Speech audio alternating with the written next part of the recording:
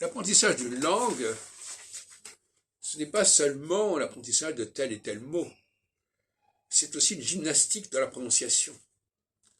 C'est ça que les gens oublient souvent.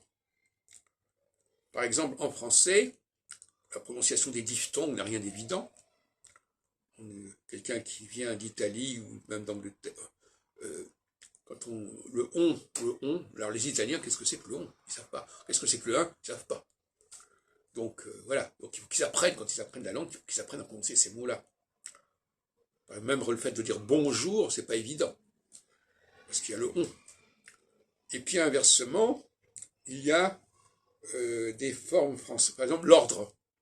Quand on est en français, c'est en ordre. Eh bien, les Anglais disent order, ce qui est plus facile, hein, mais ça triche, parce qu'à ce moment-là, on n'a plus la combinatoire consonantique. Donc il faut apprendre à prononcer le mot ordre, une chèvre, ou bien impossible. Les Anglais vont dire impossible, possible. C'est pas pareil que possible. C'est pas la même technique, c'est pas la même sonorité, c'est pas la même tonalité. Donc la langue exige, parler une langue, c'est savoir la parler justement. C'est pas simplement savoir se débrouiller dans cette langue ou lire des trucs dans cette langue. C'est la parler correctement.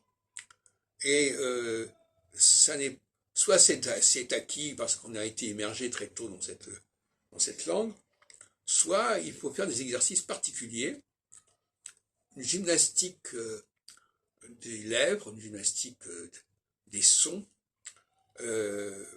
qui est nécessaire. Et à mon avis, tant qu'on n'a pas cette gymnastique, on ne peut pas être considéré comme parlant correctement la langue, ou comme pouvoir l'enseigner. Et je ne sais pas si on vérifie suffisamment cette compétence dans les cursus universitaires et autres.